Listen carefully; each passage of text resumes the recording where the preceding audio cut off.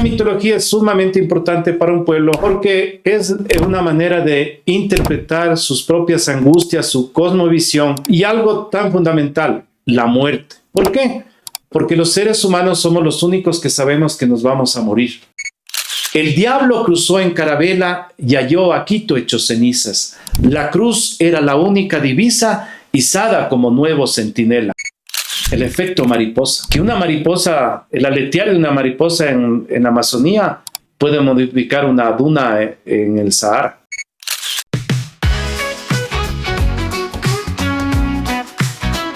En esta oportunidad, nuevamente, para llegar a ustedes con algo de profundidad, en esta oportunidad cultura.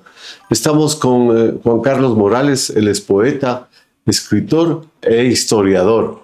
Juan Carlos, muy buenos días, bienvenido. Buenos días, una alegría poder hablar de los seres fantásticos de Ecuador. Tenemos muchísimos, brujas, duendes, diablos, chuzalongos. Ecuador es una maravilla en seres mágicos. Pero tú te has portado generoso con este país, porque muy pocos le han prestado atención a cosas que rayan o están dentro de los mitos, de las leyendas, y tú los has venido analizando, estudiando, y la pregunta es, ¿valía la pena analizarlos? ¿Valió la pena rebuscar en la historia? Cuéntanos por qué y para qué. Bueno, para eso hay que ir un poco a un antecedente. El primer historiador, que se llama Heródoto, buscaba al otro, entonces fue a Egipto a encontrar sus mitos profundos que están relacionados con la muerte. Y llega un segundo historiador que se llama Tucídides, y él es un investigador de las guerras, de las batallas y de los ejércitos. Lamentablemente, durante 2500 años la historia de Occidente ha sido construida a partir de las batallas y de las guerras. Entonces nosotros prendemos la televisión y tenemos en este caso todo lo que está pasando en el mundo, y nuestra historia siempre ha sido de generales, del poder, de lo patriarcal también. Y poco se ha destinado a lo que la gente siempre ha considerado la mitología como la superchería, es decir, cosas de viejas. Pero llegaron hace 50, 60 años. Supersticiones, ¿no es cierto? Entonces llegan nuevos investigadores como Levi-Strauss, Mercier-Liard y todo, y dicen, no, pues los mitos también son parte fundamental de la historia del pueblo.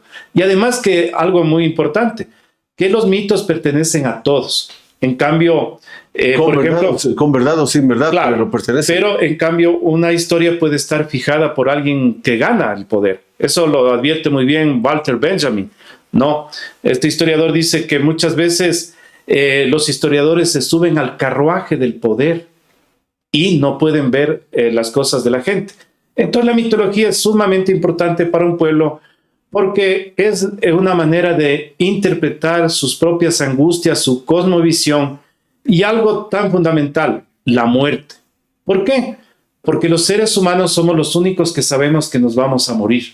Entonces eso es parte fundamental del mito, que obviamente es anterior a la religión. Te voy a poner un ejemplo. Un día cae un rayo. La gente, digamos, en la parte norte de Europa, no sabe si es un rayo o es Thor. Thor es el dios del rayo. El dios del trueno. Del trueno, sí, del rayo. Entonces, eso explica esa cosmovisión. Vamos a poner en el caso de nuestro país. Tenemos nosotros, que somos de la bella provincia de Imbabura, tenemos los mitos del Taita Imbabura y la Mama Cotacachi, que se enamoran esos dos montes y tienen, mira, sus hijos, ¿no? Los islotes de Cuicocha. ¿Por qué? Porque todos sus mitos están relacionados con el agua. Lo voy a decir en quicho. Un pogio, una vertiente. El Hatun Yaku, gran agua, el río. La Cucha, la laguna. Y todo eso son parte de sus mitos. Entonces, dentro de eso tienes el gigante y las lagunas, que es un gigante soberbio, así como existen en otras culturas. Por ejemplo, Galdamesh, para el mundo del Medio Oriente, ¿no es cierto? Tenemos David y Goliat, tenemos los titanes, tenemos el gigante de la península de Santa Elena. Entonces, parece que en un momento todos los pueblos tuvieron gigantes, y es como nosotros le dimos esa interpretación. Como los griegos a Sasquatch. Esto, más o menos. Sí, sí, sí. O el monstruo Mira, del lago. claro, del lago Loch Ness, ¿no es cierto? Sí. Y estoy pensando en Sasquatch, que tienes también un mito que es el Sacha Runa. Mira qué bonito, ¿no? Sacha es selva y Runa, el hombre de la selva. Hombre de la selva, Sacha Runa. Sacha Runa es un mito que está presente en las fiestas de Chimborazo. Entonces son los que bailan los vestidos con hierbas y todo eso es un Sacha Runa. Mira, entonces no se aparta cuando tú hablas de la historia creada siempre desde el poder. No se podría confundir con una narrativa. Es decir, el poder le interesa poner una narrativa y de acuerdo a esa narrativa ir creando varios relatos para que el pueblo se subyugue ante la religión, ante el miedo de la muerte, como tú decías. Sí, sí, y es muy verdadero eso, porque no hay que olvidar que los vencedores son los que escriben la historia. Entonces, volviendo a este pensador Walter Benjamin, él dice hay que hacer la historia de los vencidos. Y Albert Camus también habla de eso, ¿no? Dice que es importante estar del lado de los vencidos. Claro, porque la historia del triunfo no aburre. Claro, mira, ¿cómo nos hemos construido? Y eso se llama la colonialidad. Hemos construido la historia de los reyes de España, por ejemplo. Entonces uno dice los reyes, los Habsburgo, los Borbones, pero nadie te dice que perdieron el 97% del imperio. Nadie te dice que se casaban entre primos y por eso, digamos, en términos genéticos, fueron reinos decadentes y degradados, ¿no? A tal punto que muchos se extinguieron en 1701, ¿no? Los Habsburgo, dando paso a los Borbones, que en verdad son franceses. Entonces, todas estas cosas están construidas desde el poder. Y asimismo son las historias que hemos construido como Cantuña, ¿no? Según quien relata el mito, construye su versión. Te voy a poner un ejemplo de Cantuña. El primer cronista, digamos, que hace alusión a Cantuña se llama Juan de Santa Gertrudis, en 1774. Él es franciscano. Oigan muy bien esto, ¿no? Porque va a depender de la orden religiosa para ver el sesgo. Un franciscano que, ¿cómo es? Vemos en El nombre de la rosa de Humberto Eco que los franciscanos son gente más bien humilde, que anda en sandalias y tienen otra mirada del mundo, a diferencia de los jesuitas, ¿no? Entonces, este franciscano relata el tema de Cantuña y lo hace de una manera bastante animada, ¿no? No pone juicios de valor. Pero llega el segundo historiador, que es jesuita, que se llama Juan de Velasco, y él hace un Cantuña, primero lo sitúa en el siglo XVI, que es 1534, por ahí, y le hace como que él ha descubierto o sabía dónde está el tesoro de Atahualpa.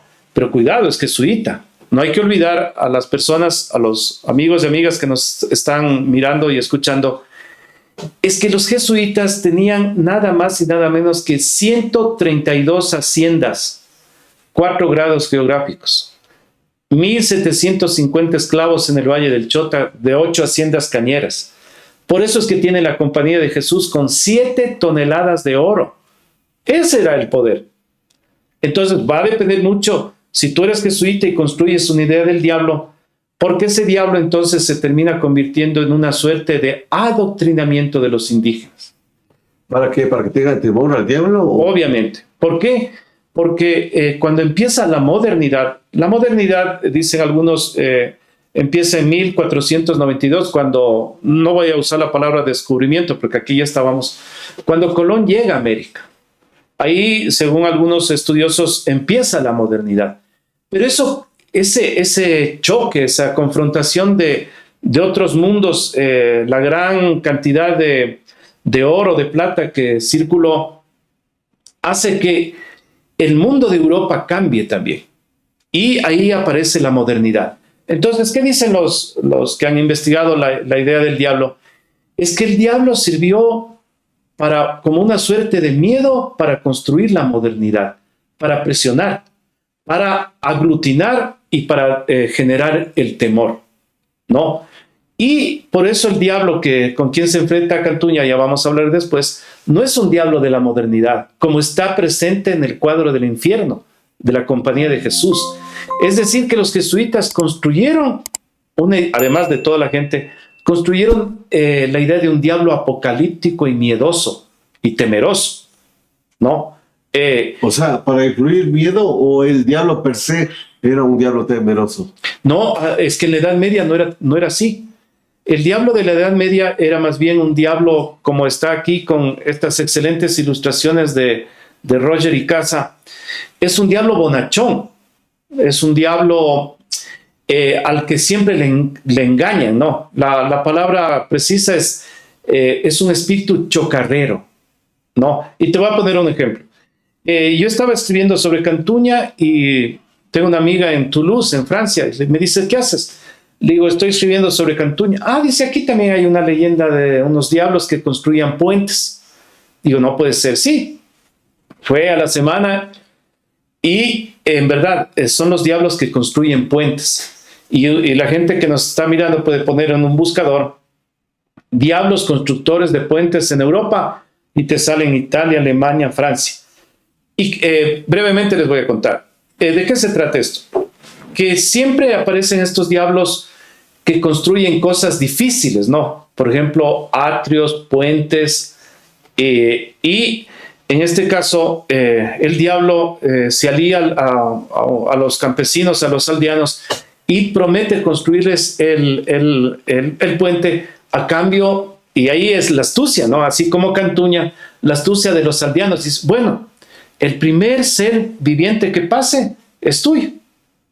Claro, el diablo construye, se mata con el resto de diablillos y los otros muy astutamente le hacen pasar a un perro. ¿Por qué? Porque es un ser viviente. Entonces el diablo pierde.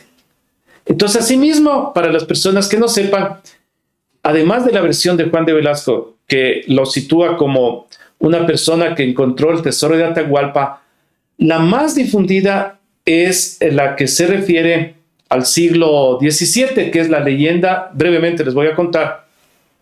A ver si ponemos de esa cámara para que pueda ver sí, lo que está... esta leyenda de la construcción del atrio. Pero para que sea más interesante el asunto, como yo te contaba que me tardé tanto tiempo en escribir, 7 años para ser exacto, terminé haciendo un soneto acerca de la leyenda. Y mira, dice así. Cuéntanos, a ver. Sí, dice, advierte sobre el peligro de pactar en Quito. El diablo cruzó en carabela y halló a Quito hecho cenizas. La cruz era la única divisa, izada como nuevo centinela. Un atrio querían los franciscanos para glorificar aún más su nombre. Cantuña, exclamaron, es el hombre, pero no cumplió con lo acordado. El quiteño se sintió desdichado, mas el maligno acudió en su ayuda y su ánima fue la que pactaron. Una piedra faltó a los alados por una Ave María con premura y el diablo fue burlador burlado. Y ahí está explicando lo de ahí está la piedra que faltó. Claro. Pero en un soneto estaba todo el libro. Claro. ¿Sí o no? Es que ¿Y ese cómo es se te ocurre esta idea de sacar el soneto, el libro, la historia y la investigación? A ver, es muy interesante tu pregunta porque hay una frase que me ha inspirado mucho de Gabriel García Márquez, y él dice que uno como escritor tiene que escribir como si fuera Cervantes, así no sé. ¿Qué significa? Que no hay que tener miedo. Que uno, si le gusta a alguien, eso es lo que se llama, no se llama hacerle un plagio o copia, sino un homenaje, ¿no? Entonces a mí me fascina la poesía de Quevedo. Quevedo tiene 500 años. Y mira, unas cosas tan hermosas que decía, que lo lindo de los clásicos es que te permiten, las cosas que se han dicho hace 500 años todavía son prevalentes. No, te voy a decir, por ejemplo, él tiene un poema que se llama Don Dinero. Mira, dice, madre, yo al oro me humillo, él es mi amante y mi amado, pues de puro enamorado anda contigo amarillo, que pues doblón o sencillo hace todo cuanto quiere, poderoso caballero es Don Dinero. Nace en las Indias honrado donde el mundo lo acompaña, viene a morir en España y es en Génova enterrado.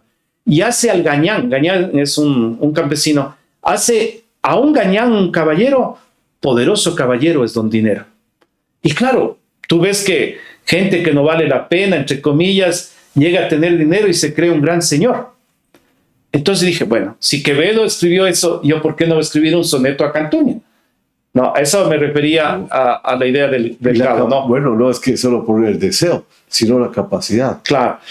Bueno, escribir sonetos es muy difícil porque hay sonetos en decasílabos, es decir, que tienes que tener 12 sílabas, unir la primera con la segunda, es muy complicado. Pero al final terminas haciendo una cosa, mira, curioso, ¿no? Que tiene la misma estructura para hacer hip hop. Oye. Claro, por ejemplo, advierte sobre el peligro de pactar en Quito, dice: el diablo cruzó en carabela y halló a Quito hecho cenizas, la cruz era la única divisa izada como nuevo centinela. O sea, calza. Claro, va, ¿Te das cuenta? Va al mismo ritmo. Claro, interesante, ¿no? Sí, y la idea mía es hacer con un músico que se llama MC Nano de Ibarra, hacer también en hip hop, porque no hay que tenerle miedo a los soportes, a la música y a las nuevas tecnologías para llegar a los jóvenes. De hecho, si la gente pone en YouTube, pone Quijote en hip hop, le sale, ¿no? En un lugar de la Mancha de cuyo nombre no quiero acordarme, a mucho tiempo vivía un hidalgo. Y te va contando la historia, que de otra manera... Aumentas la entonación. Sí, claro. Obviamente. El punto de inflexión donde puedes dar el golpe y vas diciendo lo que quieres, cuando sientes, cuando puedes. Mire, te voy a hacer de Quevedo, ¿no? Don Dinero, ¿no? Nace en las Indias honrado, donde el mundo lo acompaña, viene a nacer en España y es en Génova enterrado. Poderoso caballero es Don Dinero. 500 años y ahora está en hip hop. ¿Por qué? Porque tiene la estructura. A ver, y mira, lo que es Poderoso Caballero, Don Dinero, también hicieron una canción que es, no es reggaetón, es un ritmo muy caribeño. Claro, puede haber sido. Claro, sí. Poderoso Caballero, Don Dinero. Y mira, tiene 500 años. Y si ya nos vamos atrás, del año 1200 es del Arciprieste de Ita, que tiene un tema parecido al poema de Quevedo. Es decir, Quevedo es 2 siglos después. Así que no hay problema porque nosotros estamos solo 5. Increíble. Y a 7 siglos de la primera versión. ¿Y tú cómo llegas a descubrir eso? ¿Qué te motiva? O sea, ¿qué hay en esta persona que pueda tener gusto por eso? A ver, creo que tuve una suerte muy increíble porque tuve un padre y una madre que, mi padre gran lector, mi madre de igual manera que nos incentivó las enciclopedias y todo, pero mi padre había leído a Marshall McLuhan, ahí en Ibarra, ¿no? Y este pensador decía que hablaba ya de la aldea global y él decía que la televisión va a hacer daño a los niños. Entonces mi padre decidió que nosotros creciéramos sin televisión, pero con libros. Entonces, claro, yo no sabía ni quién era Titanes en el Ring. Una vez fui a una obra de teatro tenían que interpretar a 3 Patines, pero yo no había visto nunca. Yo no sabía qué era eso. Pero sí sabía quién era Julio Verne, sí sabía que era Salgari, quién era, por ejemplo, Juan Ramón Jiménez, ese libro maravilloso que se llama Platero y yo. Platero es pequeño, peludo y suave, tan suave que parece de algodón. Y claro, a los 10 años, cosa curiosa, yo leía literatura, por ejemplo, César Dávila Andrade. Yo pensé que era cuentos para niños, ¿no? Cierta vez hubo un niño que fue guiado por una virgen. El niño tenía entonces un oscuro remiendo en forma de ala que de noche le llevaba en desquite hacia Los Ángeles, pero una virgen lo guiaba ahora. Y leía a Gonzalo Escudero. Y lo sé de memoria, ¿no? Este durar en el aire, este finar en la tierra, la pubertad de los ángeles, la vejez de las estrellas, la fábula de la nube, la rondolla de la arena, iguales o desiguales que son sino apenas presagios de eternidades y memorias de presencias. Entonces, ese era mi mundo. Y para terminar en poesía, que es de nuestra tierra, Carlos Suárez Ventimilla, que él decía: campos colgados de paz, de luz y escarcha, ante los ojos niños de la azul madrugada, sucesión de colinas, de nubes y distancias que recorren pupilas asombradas, al paso del caballo con el viento en las aguas, y adentro un amorondo y una linda esperanza, campos para hombres con la piel tostada por las nubes, los vientos y las aguas, de manos grandes y pupilas claras, y de sobrias promesas que no engañan.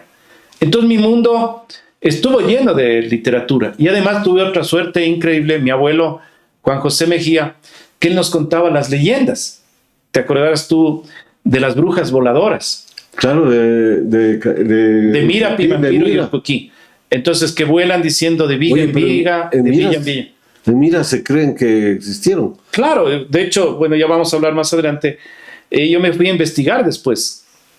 Entonces, todas estas cosas hicieron que una vez que yo dejara los periódicos donde trabajé, yo empezara a buscar esos mitos, esas leyendas, y por eso me fui a vivir en Baños, en Iyuchi, en una montaña, para investigar de las brujas, porque también allá hay brujas.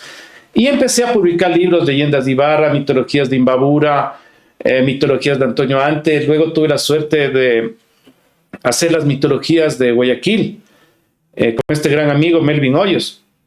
Luego empecé a hacer mitos Shuarco, Fanes, Siona, Quichos, Guaranis, y luego ya no pude parar porque me parece que estamos en guerra con, digamos, para que no se pierda la memoria. No, muy importante eso. Y yo cuando estuve en San Blas de Urcuquí, ¿sabes qué me contaba? Un señor que era el que llevaba los bueyes a las 5 de la tarde y era el que sabía las leyendas. Pero yo empecé a recopilar muchas leyendas que él me contó. Las leyendas nacen de la misma gente. De la misma gente. Que lo van claro. Cambiando. Obviamente, le van dando su particularidad, su toque local, digamos. Te voy a poner un ejemplo. La leyenda de la Cenicienta está presente hace 4.500 años en la cultura china. Pero hay muchas variaciones, ¿no? Y la Cenicienta no es nada más que una manera de entender el complejo de Electra. ¿Qué significa el complejo de Electra? Es cuando una niña se enamora platónicamente de su padre. Entonces la Cenicienta es eso. Y en el cuento original no es la madrastra, es la mamá. ¿Por qué? Porque las leyendas también son como una suerte de moraleja, de metáfora para ciertos temas. Entonces tenemos Edipo Rey. Edipo Rey, en cambio, de ahí Freud toma ese nombre para el complejo de Edipo, cuando claro, los niños se enamoran platónicamente de su madre. Y tienes Edipo Rey, que tiene 2.500 años. Hay una parte muy linda, cuando está Edipo caminando a Tebas, aparece la esfinge, ¿no? Mira, los seres mágicos, ¿no? La esfinge, como vemos, es una mezcla de monstruo, ¿no? Una suerte de león también. Y él le hace una pregunta. Dice, ¿cuál es el animal que por la mañana tiene 4 patas, 2 al mediodía y 3 en el ocaso? ¿Cuál será? Hermano, me coges. Es que está tan interesante esto. Claro, mira, el animal que tiene 4 patas en la mañana es el ser humano, porque en la mañana gatea. 2 cuando está erguido como ser humano, y en el ocaso, en el atardecer, usa el bastón. Es el hombre. Es el hombre. Pero a lo largo de su vida. Claro, a lo largo de su vida. Porque el esfinge no va a preguntar una cosa. La mañana es el nacer. Sí. Al mediodía es que ya está el ser humano productivo y está con el bastón o el callado. Al final de... Ya. Entonces, mira, a lo que iba es que muchas leyendas tienen esa particularidad de ser enseñanzas. Por ejemplo, Hansel y Gretel, que es los hermanos que van donde la bruja y que les llama por medio de chocolates, es para enseñar que las niñas, porque Gretel es la que les salva, las niñas, las mujeres también son importantes, ¿no? Entonces tenemos acá, por ejemplo, ¿cuál es la enseñanza de Cantuña, no? es un poco, es una metáfora sobre la codicia y sobre, mira, es muy lindo, ¿no? Sobre que es un aliento de esperanza también, que uno le puede engañar al diablo. O sea, que es posible que el humano con su astucia le pueda burlar. ¿Te imaginas al rey del inframundo? Si hablamos de metáfora, en este caso el diablo, ¿qué sería? La vicisitud, la maldad. La circunstancia. Claro, claro, es el destino, ¿no es cierto? El destino o la circunstancia, claro. Porque cualquier hombre puede vencer a su circunstancia. Sí. ¿Sí o no? Porque el diablo, en este caso, burlón y grotesco, puede ser la circunstancia de cada persona, de lo que está viviendo en ese momento. Entonces, al final, más allá de esto, es como, mira, que además es muy lindo, ¿no? Como alguien de los pueblos originarios, porque se llama Cantuña, Francisco Cantuña, ¿no? Como alguien, un indígena en este caso, puede burlar a toda una legión de diablos. Esa es la gran enseñanza, ¿no es cierto? Es decir, es una reivindicación, una resistencia también. Si nosotros ya lo tomamos, digamos, con los análisis del tiempo presente, ¿no? Y por eso, en este caso, yo le puse, porque hay la leyenda de Luis Aníbal Sánchez de 1947, que en cambio es una leyenda, se llama hispanista, eso lo dice Manuel Espinosa Polo, no, un querido amigo mío. Él hace el análisis y dice, es una leyenda muy hispanista. ¿Qué significa hispanista? Que estamos en la época del 40, 50, en el mundo latinoamericano hay una gran ebullición hacia el reconocimiento de lo indígena, porque habíamos pasado la colonia, todo sin que nos diéramos cuenta, ¿no? Los mestizos, los otros estratos de la sociedad. Y sucede que existe toda una corriente que se llamó el indigenismo. Mientras había, por ejemplo, en la literatura Jorge Icaza con Guasipungo, en la pintura Diógenes Paredes, que es anterior a Kingman y a Guayasamín, en México, los muralistas, Portinari en Brasil, también había una corriente que seguía pensando como la colonia. Esos eran los hispanistas, es decir, seguían pensando en España. De hecho, ahí está el himno de Quito, ¿no? De Bernardino Echeverría, que dice, también porque España te amó. Él es un hispanista. Entonces él... Pero mira, se intentó cambiar el ritmo, claro, cambiar. Lamentablemente no.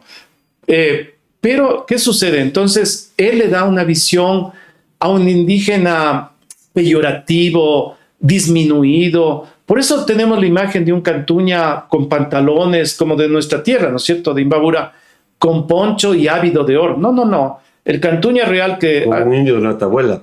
Claro, ha sido, sí, más bien como de peguche, me parece. Porque por el poncho sombrero. azul. Por el poncho azul. Grande también. Ya, sí. Entonces, esta persona que investigó mucho esta realidad se llama Susan Wester, ¿no? Y ella encuentra al Cantuña real. Eso fue un descubrimiento, porque el Cantuña nace o está vigente en 1667. Es un Cantuña que por eso yo le pongo capa, porque él tenía 9 casas. Y él, mira, qué hermoso, ¿no? Porque no te olvides que en la época colonial a los indígenas no les dejaban enterrarse en el templo de San Francisco. Entonces él que dijo, muy bien, él era herrero y cerrajero. Dicho sea de paso, tenía todas las llaves de Quito, ¿no? Porque era el cerrajero de Quito. Y tú llegas a San Francisco al lado derecho por la portería para entrar al patio mayor. Tú miras ahí, esto es hecho por Francisco Cantuña. Así es que sí existió. ¿Y él qué hace? Dice, bueno, no me dejan entrar, voy a hacer mi propia capilla. Por eso se llama la capilla de Cantuña. Entonces, sobre la base de una leyenda, de una realidad, como tú muy bien dijiste, Susan Wester lo advierte, ¿no? Dice, parece que la gente tuvo envidia de este que construyó su capilla y dijo, no, el atrio lo construyó Cantuña pactando con el diablo. Cuando yo era editor de la sección Quito de un diario, en esa época hicieron una investigación, el Fonsal, y sí faltaba una piedra. Esa piedra está al lado derecho, es un botaguas. Botaguas es una piedra de 30 por 60. Es decir, que sí faltaba la piedra. Entonces, es como cuando uno dice la frase, ¿no? Le ves la quinta pata al gato, ¿no? Ven el atrio más fabuloso de América, que es el atrio de San Francisco. No te olvides que San Francisco tiene 3.5 hectáreas. Es más grande que el Escorial, que tiene 3.3, sin esto ser chauvinista, obviamente. Y entonces ves el atrio y la gente que decía, es que le falta una piedra. Entonces hizo el pacto.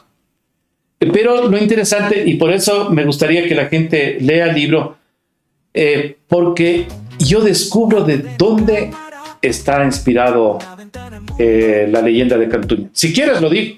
Hay que Alex Rivera está saludándonos, se ve que la gente se está uniendo y eso es importante. Muchas gracias y que continúen y sigan aportándonos con su seguimiento y continuamos. Perdóname, pero es necesario. No, te decía que si quieres que te cuente de dónde encontré la leyenda. Sí, porque Alex está interesado, ahí está saludando, mira, para Alex Rivera 873, cuenta esa parte. ¿Dónde consigues? ¿Cómo buscas? ¿Qué te hace a ti? ¿Qué te motiva para seguir escarbando y metiéndote? Bueno, creo que la historia es como cualquier otro tema, ¿no es cierto? No es ni mejor ni peor. Pensemos en alguien que, no sé, mira o discierne la lluvia en el atardecer. A él le va a preocupar de dónde nace la lluvia, ¿no es cierto? ¿De qué montaña? Pensemos en nuestra tierra, en Angochagua. La lluvia viene de la Amazonía, pero esa a su vez viene por los ríos voladores del Amazonas, que a su vez viene del Sahara, ¿no? Como decía Humboldt, todo está conectado, ¿no? Por eso se llama la cuestión del efecto mariposa. Que una mariposa, el aletear de una mariposa en la Amazonía puede modificar una duna en el Sahara, ¿no? Y es lo mismo la mitología. Que uno, y mira, la primera pregunta que yo decía, ¿con qué tipo de diablo se enfrentó Cantuña? Esa fue la pregunta base de mi investigación. Y la otra era, ¿por qué existen diversas versiones de Cantuña? Entonces, cuando me puse a investigar, el uno, un jesuita, Juan de Velasco, y el otro, Juan de Santa Gertrudis, un franciscano, y el otro, un hispanista. Entonces, ¿qué dije yo? Yo tengo que darle mi propia versión, puesto que yo soy un historiador, llamémoslo progresista, que ha leído a Enrique Dussel, es decir, sobre la colonialidad, la decolonialidad. ¿Qué significa esto? Que lamentablemente nuestras leyendas también sufren de lo que tú muy bien señalabas, de una construcción de narrativa colonial. Entonces había que quitarle ese sesgo. Muy bien dice nuestro paisano de Ibarra, Agustín Cueva, que me lo sé de memoria para no olvidarme. Él dice, desde su edad de piedra la colonia nos persigue, mata todo afán innovador, nos esteriliza, hay por lo tanto que destruirla. Entonces lo que yo me propuse es a este Cantuña quitarle el calzón peyorativo, el poncho, y ponerle capa.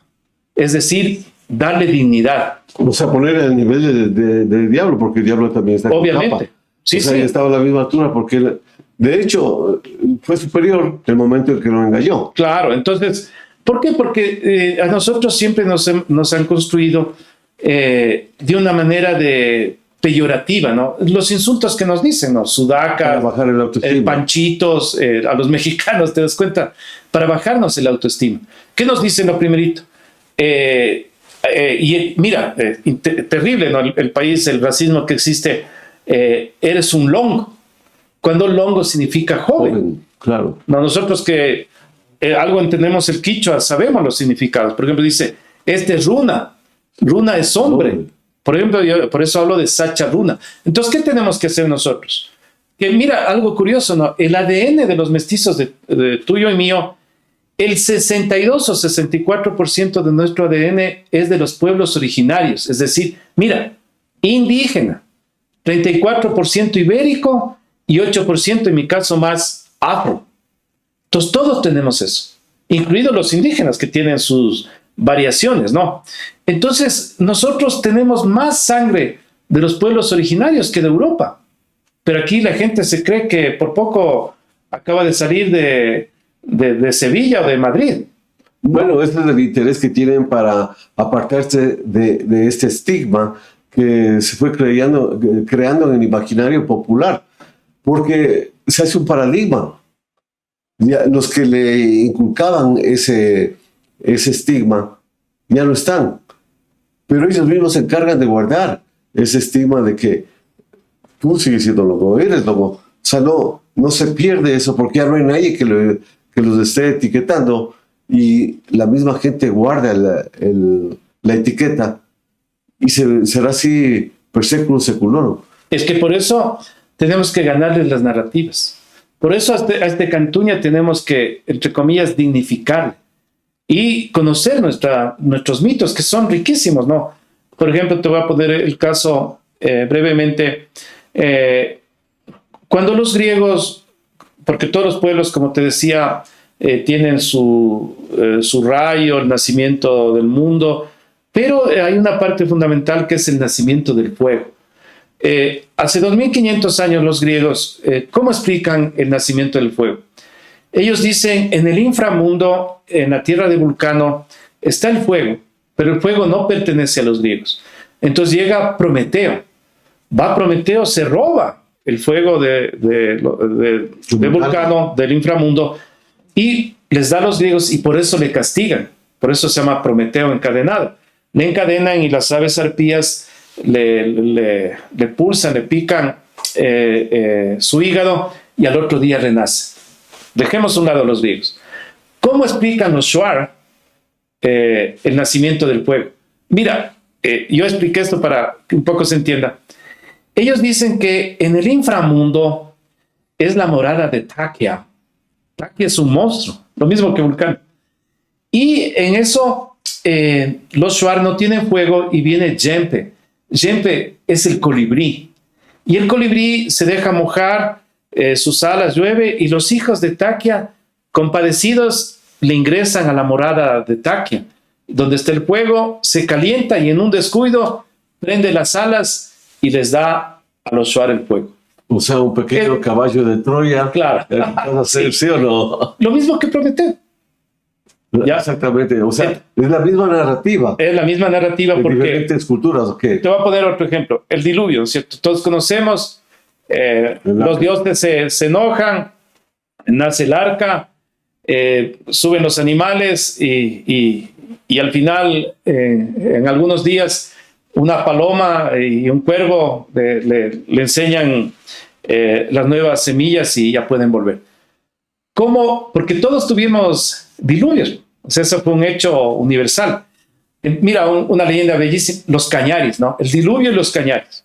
Dice que en esos tiempos del diluvio, dos cañaris logran salvarse y se refugian en lo alto de una montaña y llegan dos guacamayas, dos mujeres guacamayas.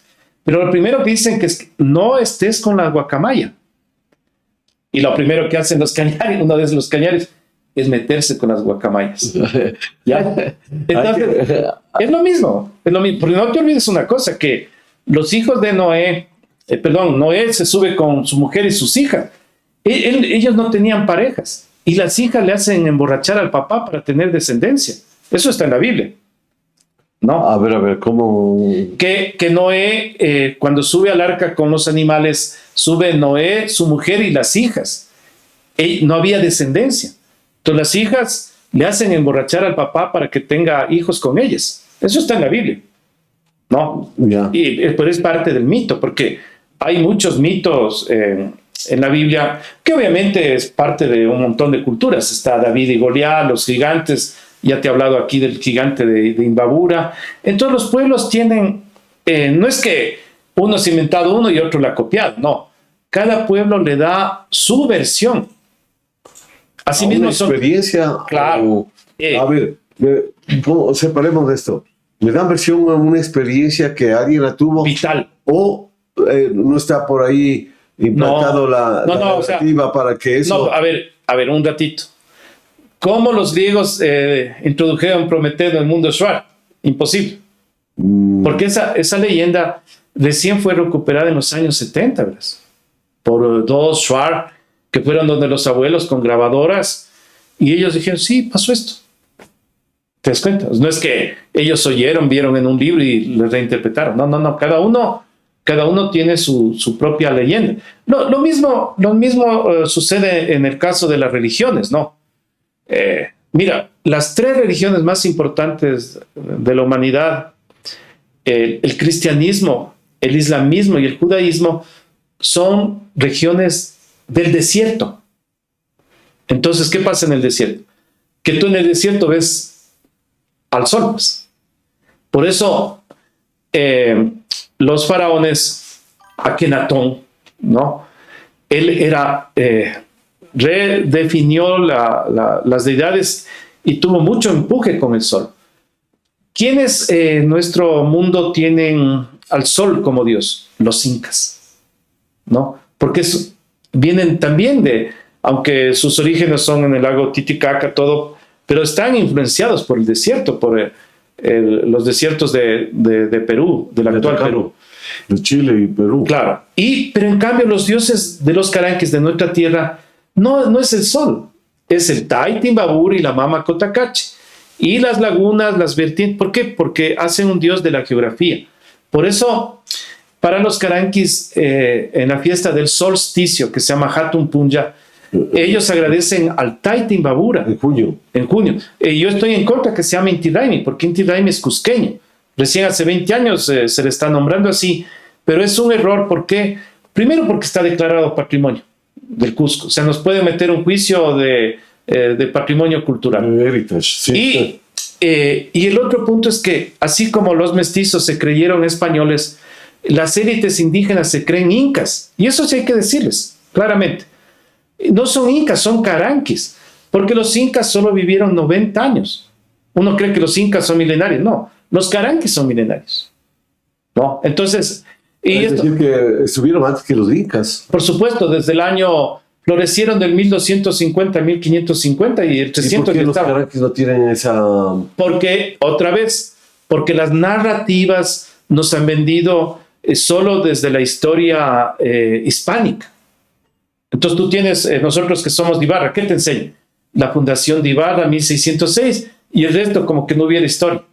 Asimismo les pasa a España. Por ejemplo, España... reniega o no conoce su pasado. 8 siglos estuvieron los árabes en España, los moros que decían ellos, ¿no? Pero no, pues ellos se creen que el día de ayer son españoles y son súbditos de lo... Curioso, ¿no? Los españoles es un país que aún son súbditos, tienen su rey. Claro, tienen... Que además los Borbones son franceses, no dicho sea de paso. Los últimos que fueron verdaderamente españoles fue Isabel la Católica y Fernando. En la época que vino Cristóbal Colón, fueron los últimos. 1942. Hace 500 años. Los Habsburgos son de Austria. De hecho, Carlos V es de Flandes y él hablaba todos los idiomas de ahí, pero él no hablaba español, pues tuvo que ir a aprender a hablar español. Y luego se casó con, que le encerraron, dicho sea de paso, a su madre Juana la Loca. Oye, qué bestia, cuánta historia tienes en la cabeza. ¿Cómo lograste meter tanto, loco? O sea, porque se puede hablar de una relativa juventud. ¿Cuántos años tienes ahorita tú? 57. Joven, ¿no? Ahora se puede decir joven a una persona de 57 años. Sí, es bien importante lo que dices, porque en Occidente, lamentablemente, despreciamos a los viejos. Tendemos a pensar que ser joven es sinónimo de es claro, es ímpetu, ¿no? Pero en cambio en Oriente, por ejemplo en China, claro, te dicen cuál es su memorable edad. Entonces yo te digo 57, ya de llegar a la sabiduría. No te dicen, uy, está viejo. No, en Corea, como son, el respeto que les tienen, la parte principal para En la mesa, el que mayor edad tiene, no paga. Claro. ¿Cachas? Lo que es, o sea, pensando por lo económico, Sí, que entonces, es lo que más influye ahora. A lo que voy es que, por ejemplo, este libro empezó a escribirse en la pandemia, ¿no? Empecé a escribir. Pero creo que si yo no hubiera tenido la edad que tengo, a los 30 no podría escribir este libro, porque es mucha información. Brevemente les diré que encontré cosas interesantísimas de San Francisco, de la iglesia. Primero, ¿Cómo qué, por ejemplo? y justo por esto estudié a los reyes.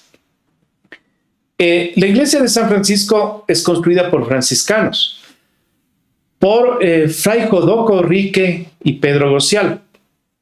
El verdadero nombre de Fray Jodoco, porque ese es españolizado, ¿no? Es Jos Rique van Marceliaer. Es de Flandes, o sea, no es español. Y este, que es de la alta alcurnia, porque cuando tú oigas Van, es como decir I, ¿no es cierto? Alexander Van de Humboldt. Kerkhove, ¿te acuerdas? Claro. Bueno, Alexander Van de Kerkhove. No, era de la aristocracia, pues, Claro. ¿no es cierto? Entonces, ¿por qué? Porque estos nombres combinados, el Van, es de la aristocracia. Entonces, ¿sabes quién era el compañero de clase? No en la escuela, porque ellos no iban a la escuela. Tenían sus instructores, que llega a ser en el futuro Carlos V. Era el compañero de infancia, de clase. Y nada más que les daba el profesor, ¿sabes quién era? ¿Por qué los pobres, en cambio, tenían, por ejemplo, si yo fuera, digamos, poniendo esta analogía, yo sería Juan de Ibarra, porque vengo de Ibarra. Entonces los pobres tenían de su localidad Urbino de Utrecht. ¿Sabes quién fue después? El Papa Urbino. Era el profesor de Carlos V y de Fray Jodoco Rique, quien construyó San Francisco.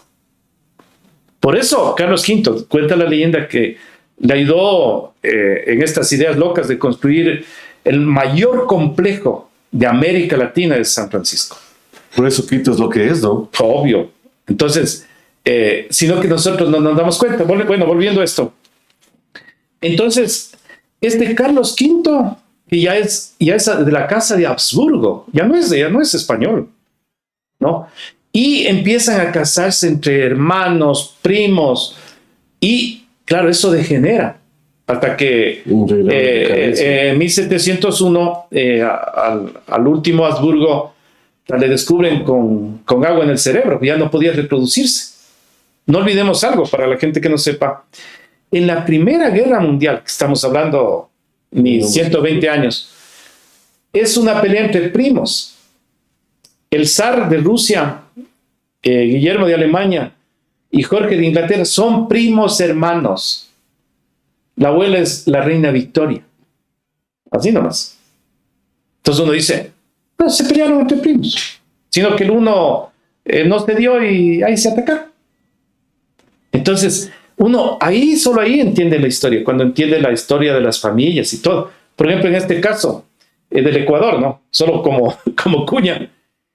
Los mismos que eran encomenderos son los que después fueron hacendados, ¿no? Y son los que ahora siguen manejando el país. ¿Cómo se dio eso? No, pues, ¿Cómo España suelta el poder a los, en esa época, criollos, hijos de españoles con... bueno, no es que suelta el poder, les arrebatamos. No te olvides que Simón Bolívar era el huérfano más rico de Venezuela. Él a los 15 años jugaba con el príncipe en Madrid, ¿no? Cuentan una anécdota que jugaba una especie de tenis, de palet, ¿no? Y nadie le ganaba al príncipe, todos... era el príncipe. Y bueno, Bolívar venía de un ímpetu, nadaba en ríos, en Venezuela, en el llano. El profesor era Andrés Bello nomás, ¿no? A los 10 años. O sea, sí, es que uno a veces dice, ¿y qué pasa? Y pum, le gana al príncipe. Y todos, oh, ¿qué pasó? Y él ahí empieza a demostrar su ímpetu. Y luego va Humboldt ya había venido en 1803, o sea, para que la gente se dé cuenta de quién era Simón Bolívar, ¿no? Fue invitado a la entronización de Napoleón, es decir, cuando le pusieron el emperador. Y estaba conversando, ¿sabes con quién? Con Humboldt. Estaba Humboldt, Simón Rodríguez, que era el maestro. Humboldt era Van Humboldt también. Claro, Alexander von Humboldt. Claro. Él hereda los dineros del padre y con eso se paga con su propia plata, viene acá. Nadie le auspició. Entonces estaba Simón Bolívar, Humboldt y Simón Rodríguez. Y claro, todo el mundo le decía maestro, además en francés, ¿no? Porque Bolívar hablaba inglés, francés y todo eso. Dice, maestro, dice, ¿cómo le ve las colonias? No habían empezado las guerras de la independencia, dice. Yo creo que están listas, dice, las colonias están efervescientes, ya hay un desgaste. Y luego le queda viendo a Bolívar y dice, pero no veo al hombre. Le dice a Bolívar.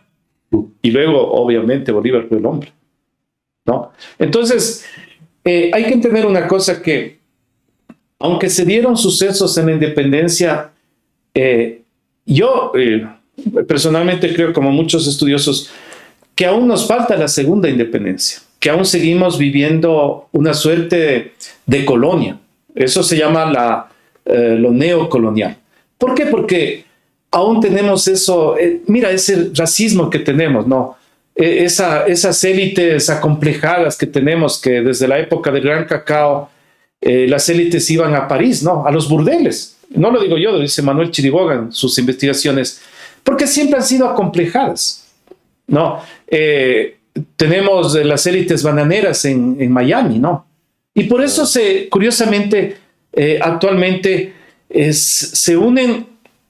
Si tú ves muchos de los funcionarios del gobierno actual, no voy a decir los nombres, todos son apellidos extranjeros.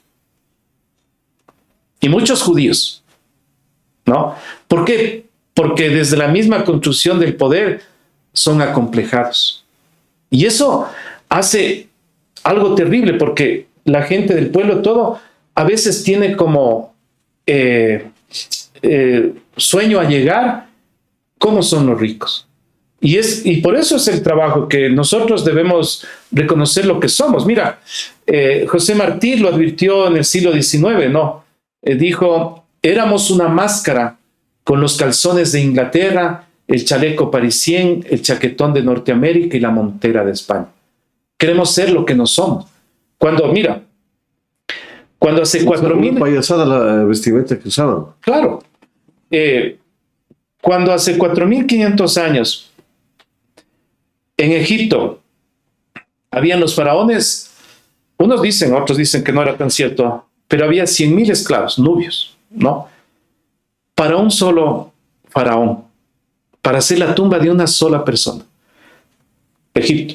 Hace 4.500 años en Valdivia, la cerámica más importante, la primera del Pacífico en Ecuador, en el actual Ecuador, hacían las Venus de Valdivia, que son una maravilla. Pero nosotros no sabemos. Esa es nuestra tristeza como país. No sabemos cómo fundieron hace 1.700 años el platino en la Tolita, 1.000 años antes que en Europa.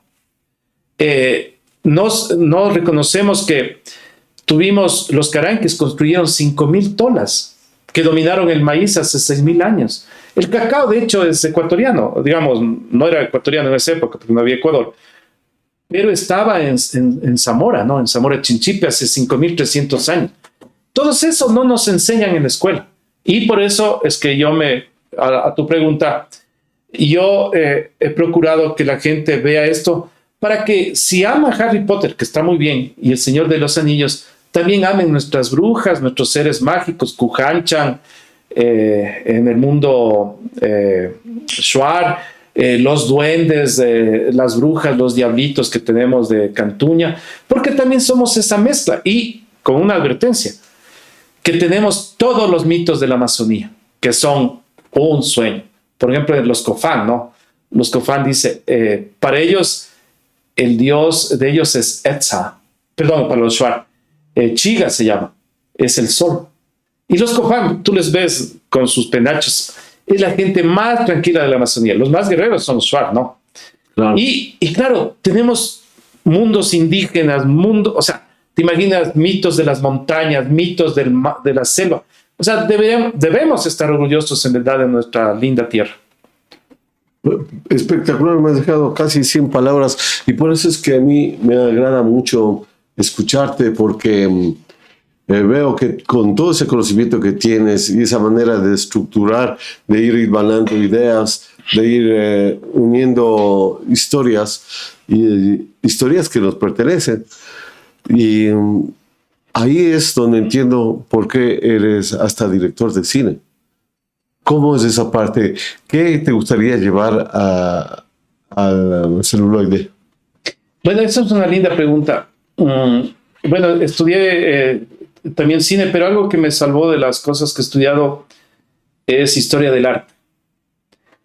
¿Y por qué? Porque eso te da una perspectiva, primero, y siempre, ¿no? Para poder deconstruir algo hay que conocerlo. Uno no puede destruir algo. De construir, ¿para qué es necesario de construir? A ver, es importante porque tú no puedes, en el caso de lo que habíamos conversado del mito de Yempe del Fuego, no puedes hacer la comparación con Prometeo si no conoces la historia de Prometeo.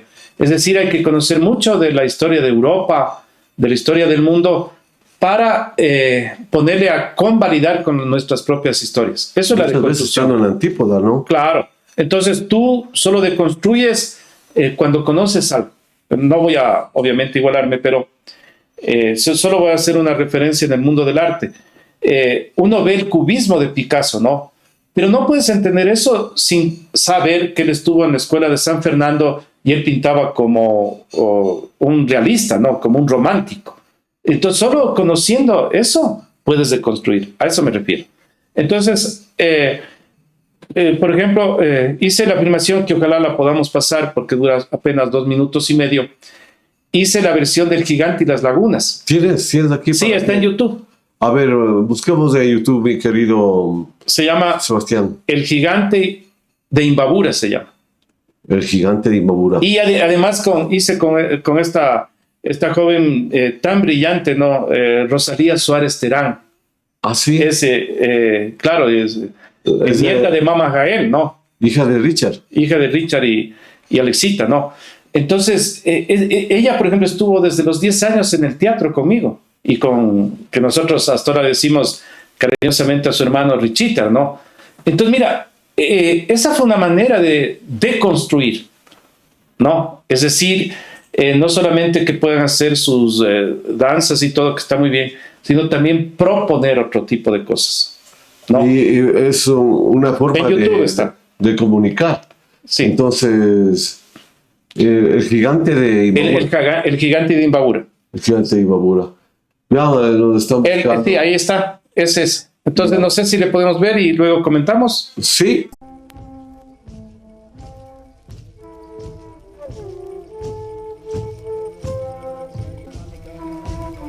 Hace mucho tiempo, antes de la llegada de los hijos del sol, vivía un gigante. Era tan enorme como su orgullo. Decidió recorrer las lagunas tras su profundidad.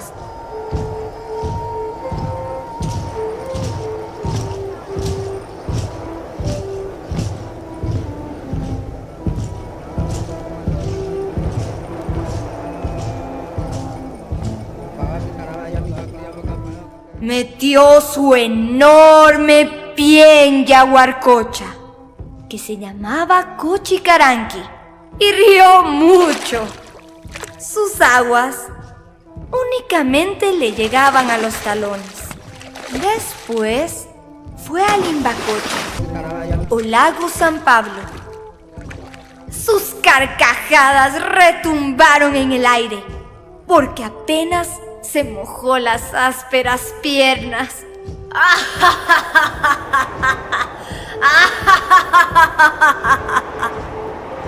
Son simples charcos, se dijo, y se recostó en la tierra de los Caranqui. pueblo que cultiva el maíz y que tiene a las montañas y lagunas como sus dioses tutelares. Un día llegó hasta un enorme ojo de agua. Se oyó un grito mientras un remolino lo envolvía. Trató de asirse al Taytimbabura y fue tanta su fuerza que dejó una inmensa grieta. El gigante soberbio nunca supo que la escondida laguna se llamaba el Cunro, una de las deidades de los Caranquis. Esto fue un guión hecho por ti, Sí, y la dirección también. la dirección y el guión. El guión. Bueno, ¿cómo lograste plasmar esto?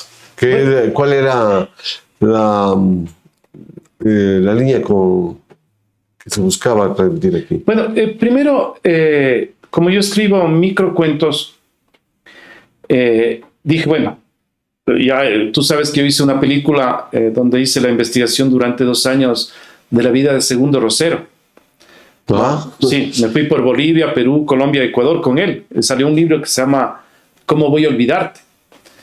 Fue una experiencia muy linda porque yo empecé a entender la cultura popular, porque con estas referencias que te digo de mi padre, yo no vengo precisamente de la cultura popular, vengo de una cultura más académica, ¿no? Donde en mi casa se oía música clásica, y con el tiempo jazz y todo eso, pero solo cuando estudié la maestría en cultura pude entender también la verdadera raigambre del pueblo. Y eso está en el hecho de la música rocolera, ¿no? y también hip hop que hiciste hace poquito. Por supuesto. Y eso me permite a mí escribir la mitad del guión de esta película, ¿Cómo voy a olvidarte? Pero siempre cuando llevas lo audiovisual, porque obviamente también manejo la imagen desde la fotografía, siempre está el sueño de poder filmar. En lo que acabamos de ver hay muchos guiños. Tú sabes que los grandes autores tienen sus guiños, sus homenajes, ¿no? Entonces había una parte donde con Rosalía conversábamos de cómo hacer que se note la soberbia del gigante, ¿no? Porque hay un momento en que el gigante, como es soberbio, camina por la montaña. Y entonces me basé en Akira Kurosawa, ¿no? Los 7 samuráis.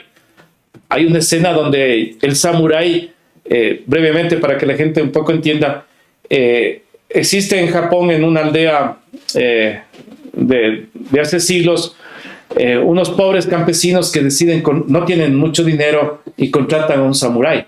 Pero como no tienen, les cae un samurái y una serie de samuráis falsos. Y para demostrar el samurái que verdaderamente es un samurái, tiene que hacer esos movimientos. Y eso le adaptamos para hacer el gigante, porque el gigante también es un tipo soberbio. Porque no olvidemos, como dice el taoísmo, Lao Tse, si has visto que las personas que quieren aparentar lo que no son, siempre están como gallos, ¿no es cierto? Dime lo que presumes y te diré de lo que careces. Pues. Claro, el que carece presume, decían las abuelas, ¿no? Claro. Entonces mira lo que dice el taoísmo, dice, el que está de puntillas nunca estará de pie. Entonces, ¿qué significa? Que una persona que siempre está que le digan que es más importante, se cansa, pues. Entonces, ese era un poco lo que debía representar el gigante. Y como tú sabes, en el tema audiovisual, es vital el guión. Sin guión no hay nada, ¿no? Entonces, y el guión debe partir de una buena investigación. Pero el guión parte de un mito. Claro, es el gigante y las lagunas, claro. El gigante y las lagunas. Que ¿Es un mito que se maneja en dónde? En Imbabura. En Imbabura. Que yo lo escribí en el 2013. Que además lo encontré casi perdido en un instituto de Otavalo en hojas mimeografiadas. O sea, si que yo no recuperaba, se perdía. ¿Pero quién Hecho escribió? por Aníbal Buitrón en la época del 30 y 40. Pero, claro, a la gente no le interesaba, eran solo leyendas y podían perderse. Entonces de ahí recuperé Los amores del Taita Imbabura, El gigante y las lagunas, que luego los corroboré con lo que se llama las visitas de campo. Entonces, cuando fui a Angochagua, yo les decía, y mire, aquí me contaban que hay un gigante que se quedó atrapado en el Cunro. Y mira lo que decía la gente. Sí, dice, es un Sansón. Pero ya no decía el gigante. Ya había tenido la contaminación del mundo una transformación judeo-cristiano, ¿no? Ya no le decían gigante, sino Sansón. Porque los mitos también van cambiando. Interesante este tema. Y bueno, en esta parte vos ya tienes las etiquetas. Poeta, lo demostraste rezando el soneto de memoria y muchos poemas más que hiciste de varios libros que citaste. Escritor, has escrito 40 libros, de los cuales 8 se refieren solo a los mitos y leyendas.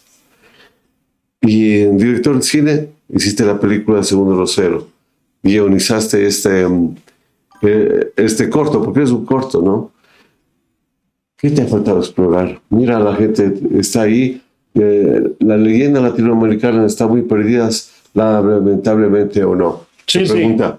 Sí, por supuesto. Lamentablemente, como te decía, hemos sufrido mucho este peso de la historia de Tucídides.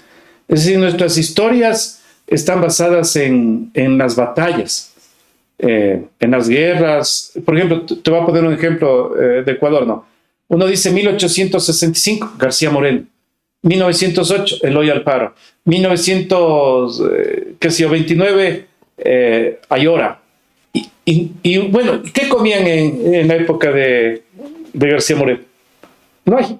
O sea, no es solo los mitos lo que se ha perdido, sino toda la historia de la gente, del pueblo se ha perdido.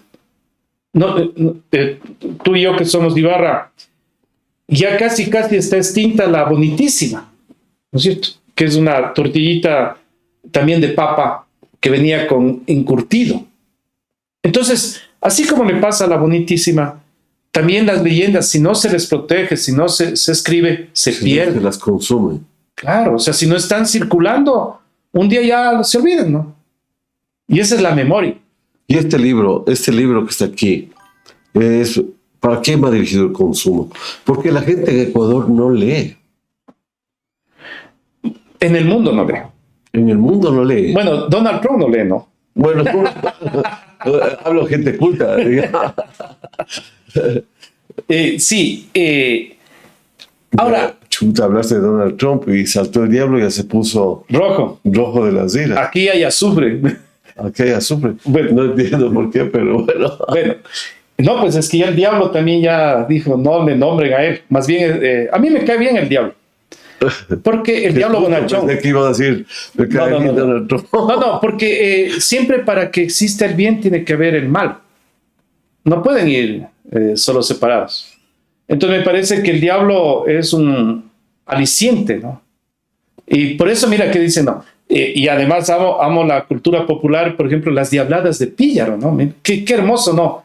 Que tú te puedas disfrazar de diablo y bailar, ¿no? O los diablos de Alangasí. Pues es así, ponerle rostro al diablo. Claro. Porque el diablo nace de cada mente, de cada... Claro, eso es muy bien. Goethe dice, ¿no? Que cada uno va construyendo su propio infierno, ¿no? Que tú no puedes culpar a nadie de lo que te pasa. Entonces sí hay que también deconstruirlo al diablo, ¿no? Para que no sea... tenemos que quitarnos la idea del miedo que nos quisieron imponer en la modernidad para hacerle un diablo amable, un diablo burlón y un diablo pícaro, ¿no? Sí, claro. El que está aquí es un dicharachero. Sí. Borrascoso, ¿cómo dijiste? Churrasquero. Churrasquero. Casi digo churrasquero. O chúcaro. Diablo chúcaro. Que puede existir. Yo te venía diciendo en que todas las cosas, porque es bueno mirar un hombre que tiene cultura, que tiene trayectoria. Yo respeto mucho al que tenga una memoria como la que la tienes tú. No es fácil no todos han entrenado su cerebro, pero no es imposible. Si la gente entrenara su cerebro, podría mantener toda esta memoria que tú llevas contigo y que la compartes y que la puedes explotar cuando se te ocurra.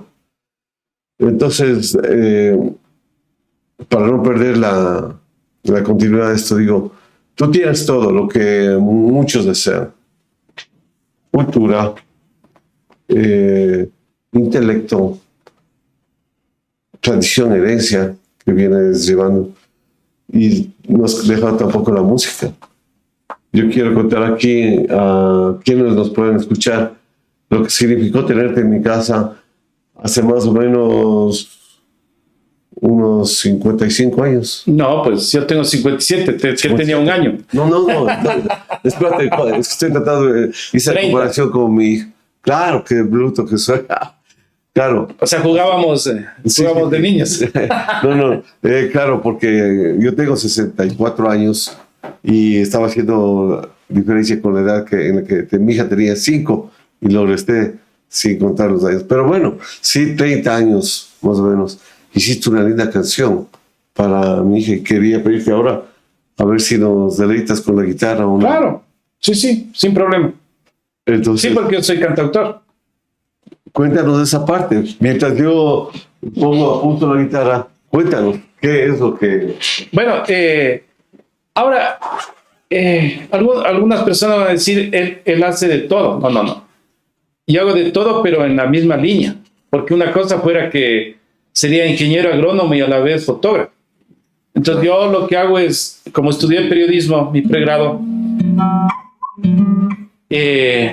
yo lo que hago es moverme por las diferentes facetas del arte, que la literatura está muy cerca de la historia está muy cerca de la fotografía, y desde la historia se puede ir al cine.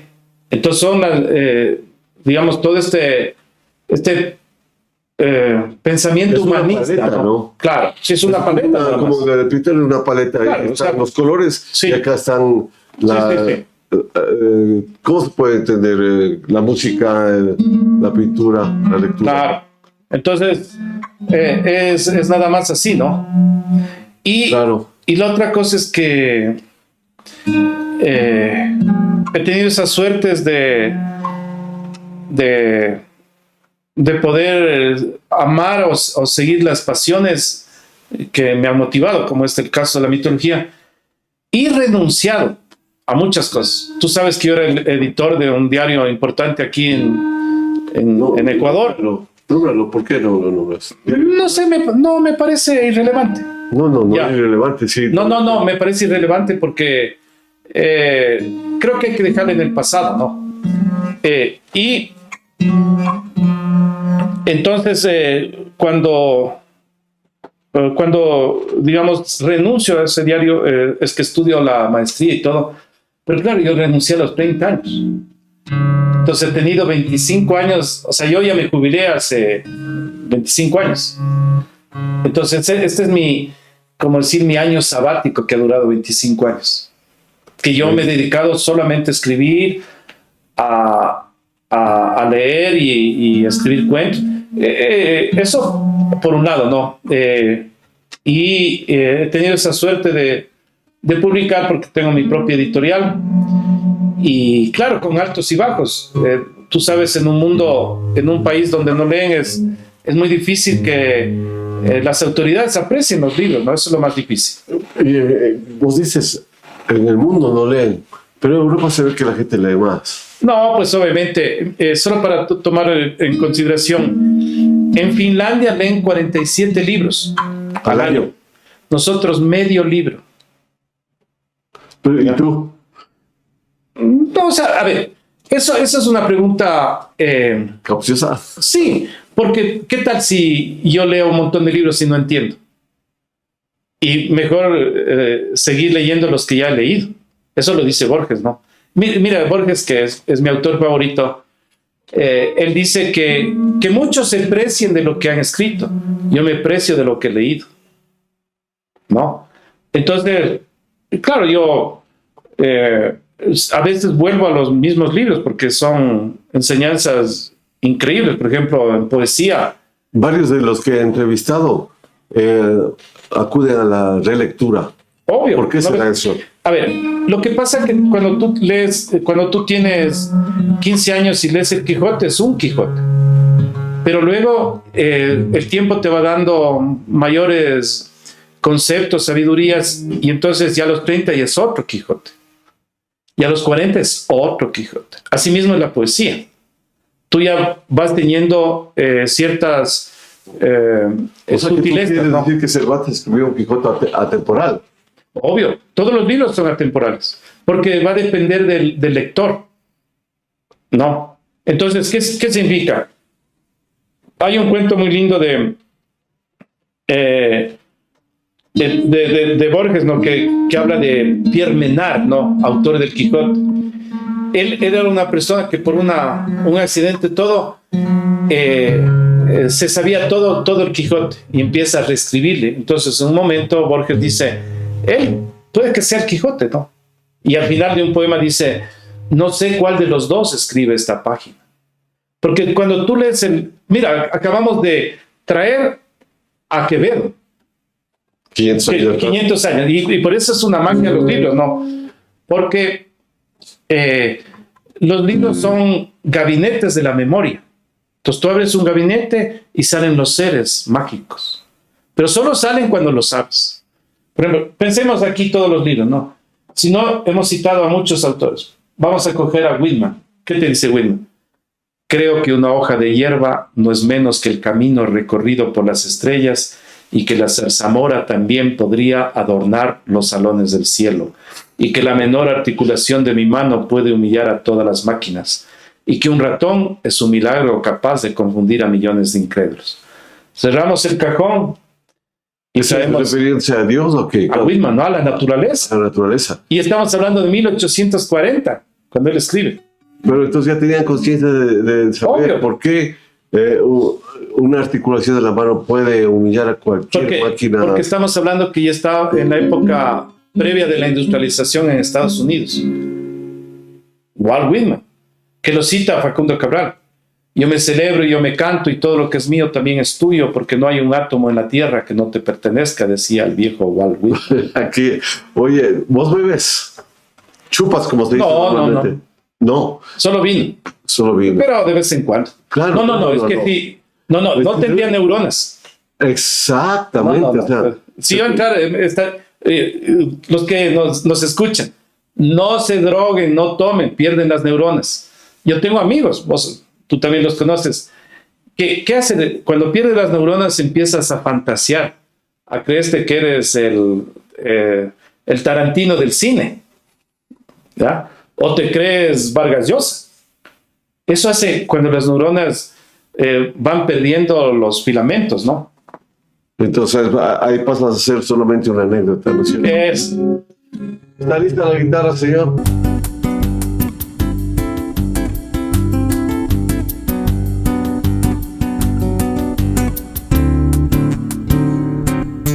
El pájaro y el fruto forma pura, carecen uno de miel y flor del vuelo, el otro en una altísima aventura, como un cáliz de plumas por el cielo.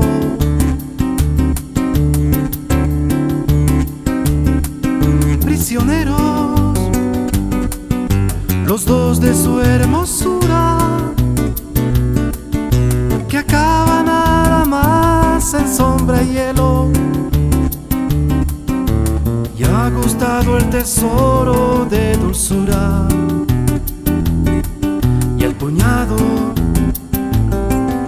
de plumas por el suelo.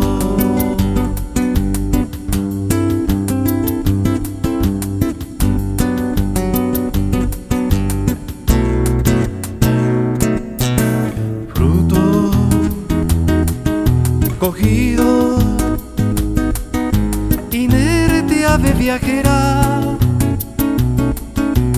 canto y color del mundo mutilados, por más de la delicia pasajera. A ver, cuenta un poquito esa parte tuya, cómo es que se te ocurre también incursionar ahí. Oye, porque a mí se me viene a la mente algo que decía un distinguido y prestigioso amigo: solo el que no hace nada no hierra. Claro, por supuesto. Entonces, ¿dónde fallas tú? ¿Dónde fallas si no se ve falla? No. A ver, pensando en este Cantuña, bueno, te diré que a mí me fascina muchísimo la filosofía de Oriente, es decir, Lao Tse.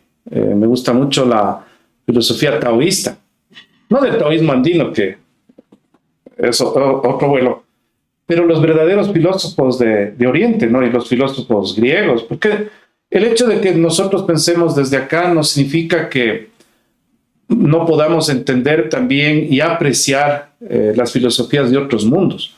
Entonces, en este sentido, esta filosofía nos enseña el valor de lo vacío, del error, como tú bien dices, ¿no? Que para llegar a un punto no necesitas llegar a la cima de la montaña, sino es el camino el que debe enamorarte. Claro, esa es la filosofía. Claro. Pero es japonesa también, ¿no? Que, obviamente está. o sea, Es muy, esa es la historia del hilo rojo. sí. Claro, es que son Oriente, ¿no? Y me haces acuerdo de un poema de Myukiai Kyorei del siglo XVIII. Mira, él dice una cosa muy linda, ¿no? Está un poeta y este poeta va a una montaña a meditar y encuentra que ahí ha estado otro poeta. Y mira lo que escribe, ¿no? Escribe: cima de la peña, allí hay otro huésped de la luna. A mí me fascinan los haikus. De hecho, tengo 7 libros de haikus. Los haikus son micropoemas que tienen que tener 5, 7 y 5 sílabas. Pero obviamente yo, como escribo desde el mundo contemporáneo occidental, no me rijo ni a esa estructura ni a las estaciones. Te voy a poner 3 ejemplos de haikus del siglo XVIII. Mira, qué hermoso es de... Acercar un poquito el micrófono para... Sí, es un poeta espléndido que entre otras cosas dice, ¿no? Dice, por ejemplo: de no estar tú, demasiado grande sería el bosque. ¿Te das cuenta? O sea, llena su mundo. Claro, solo con ese micropoema que está en la línea de Basho, ¿no? Que es este otro gran poeta nipón. Y Borges, que es el autor, como yo te decía, que más me gusta, hace un poema más largo que se llama Tanka, que es también una suerte de micropoema. Mira lo que dice, ¿no? Alto en la cumbre, todo el jardín es luna, luna de oro, más hermoso es el roce de tu boca en la sombra. Entonces yo, inspirado en todos estos poetas, escribo un libro que se llama El poeta y la amada, El poeta y la luna, El poeta y la montaña, El poeta y las islas, a lo largo de 10 años. Cada libro tiene 2 páginas, porque lo más complicado es escribir en pequeño. Entonces, por ejemplo, el que escribí hace 10 años se llama El resplandor. Dice: un poeta sueña en su amada bajo la luna nómada. Ese instante es más eterno que el resplandor de miles de espadas en el campo de batalla. Luego pasa el tiempo y ese mismo poema se transforma en algo más pequeñito. Se llama La muralla. Y dice: un beso suyo y se desmorona todo el imperio. Se acabó. Se acabó. O como Borges dice, ¿no? ¿Qué es esa luz que se apaga? ¿Una luciérnaga o un imperio? Tiene el mismo valor. Sí, claro. ¿Qué te parece? Bueno, pues entonces, ya para ponerle punto final a esta hermosa y maravillosa entrevista, y gracias por permitir, veamos si es que de alguna manera te complace. ¿Tú lo sabes afinar o no? Sí, pero tendría que traer mi afinador, porque si no me demoro mucho tiempo. Ah, yo sé. Pero inténtale la canción del tren, nomás quiero la que cantaste a mi hija. Pero no, que me voy a acordar esa. ¿No te acuerdas? No. Ah, que es algo que te salía así nomás de... Por eso, que me voy a acordar después de 30 años.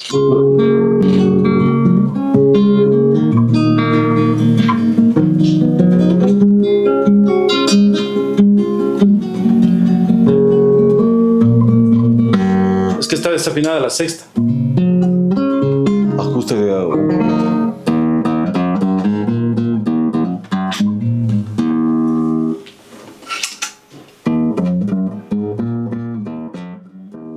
Si tenemos suerte. Está desafinado. Está desafinado.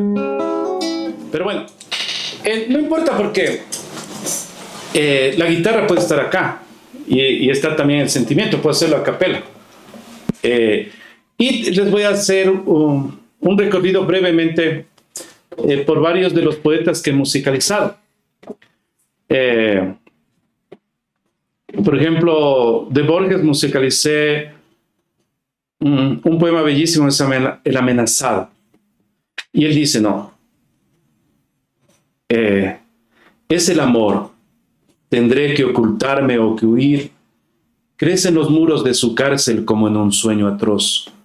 Como siempre viene la máscara y como siempre es la única, ¿de qué me servirán los talismanes, el ejercicio de las letras? Y al final dice, el nombre de una mujer me delata, me duele una mujer en todo el cuerpo. De Huidobro musicalicé el canto 2 de Altazor. Es una belleza, es algo increíble. Dice, Isolda, te pregunto otra vez, Dios debió haber sabido que ibas a ser muda para haberte dado esos ojos. Te hallé como una lágrima en un libro olvidado, con tu nombre sensible desde antes en mi pecho, tu nombre hecho del ruido de palomas que se vuelan. Y al final dice, eres más hermosa que el relincho de un potro en la montaña, que un barco en la neblina buscando a quien salvar.